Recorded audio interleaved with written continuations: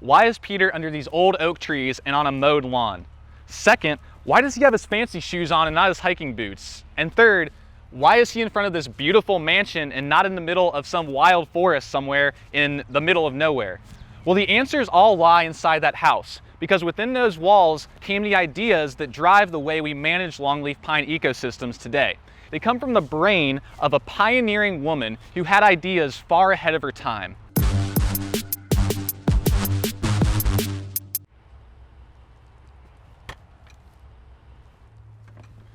Okay, well, the doorbell doesn't work at this place, but that's okay. We're here at the Call Collins home, which has now been converted into a museum known as the Grove in Tallahassee, Florida. This place is filled with really good educational displays where I can hopefully learn about this person I mentioned earlier. But look who it is, a totally unplanned surprise, the executive director of the Grove, Mr. John Grandage. Hey, how's it going? It's great. Nice to see you here today. Yeah. So, I could wander around and read and learn, but I figured since you're the executive director, you might know a little bit more about this person than I could find out otherwise. That's right, Peter. You're in luck. I'm here, so let's go talk about Ellen Call and forestry. Sounds good. Let's do it. Cool. So this must be the woman that we're talking about, right? Yeah, that's right. So Ellen Call was born here in Tallahassee in 1825, but her world became much broader after that. She traveled around the country promoting Florida, trying to get people to invest in the state, and also following a lot of very specific interests she had in history, in literature, and even in forestry. Sounds like she's not your average 1800s woman. That's right. So she broke a lot of the barriers that might have existed for women at the time. She used some of the role or status that she had in society, being the daughter of a governor. That opened some doors for her, but she also had a tremendous amount of respect from her peers because of her diverse interests and what she was able to accomplish in her life as a published author and as a person who's really kind of a Renaissance woman, if you will. One of the things that stood out to me was this. Yeah, let me show you Ellen's desk.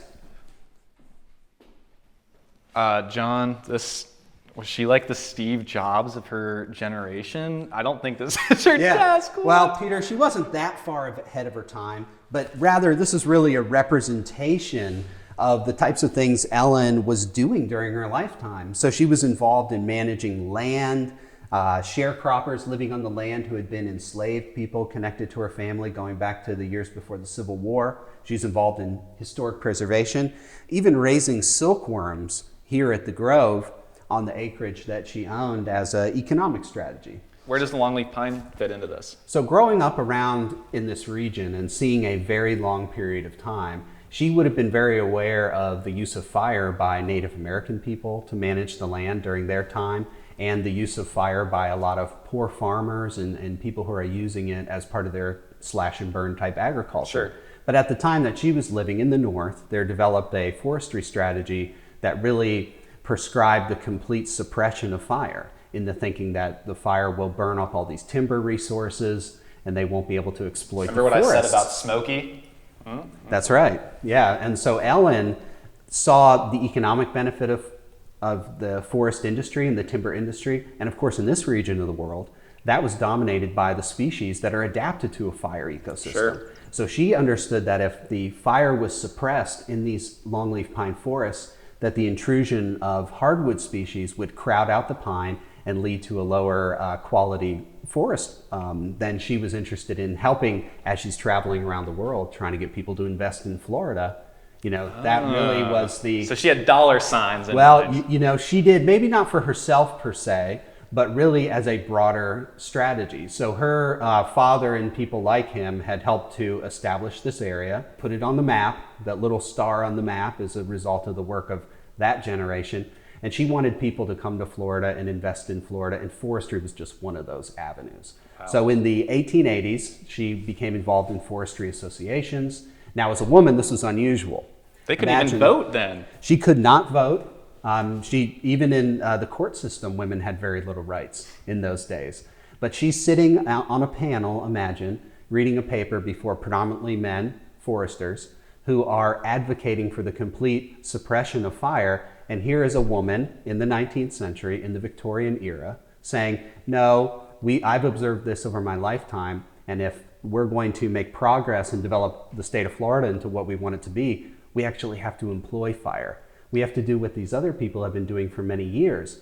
And so it took a long time for that to grab hold. Yeah, she was basically like standing up there and basically saying to all these men in suits, all y'all are wrong, yes, and I'm right. She was basically saying that. And she knew this could cause some controversy. Wow. And I think that's a really remarkable statement about the observations that she had and her really strong belief in what she had observed.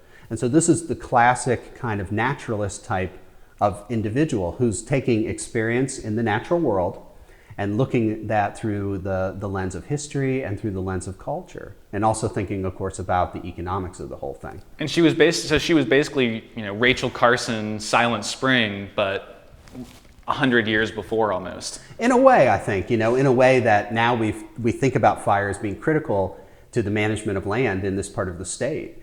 And the large tracts of land to the north and west of Tallahassee and the Red Hills region, responsibly managed by fire, help to support what is one of the most diverse ecosystems in the world in this part of the United States. Yeah. Yet again, we have a single place that kind of showcases the connection between people, forests, society. It's all interconnected in this really interesting way. I just think it's cool that this exists. I mean, people can explore that for themselves. That's right. And the museum is always free to visit.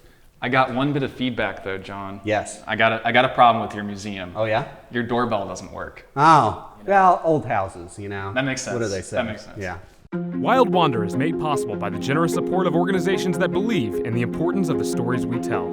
If your organization would like to talk about a partnership opportunity, contact us at info@macroscopepictures.com.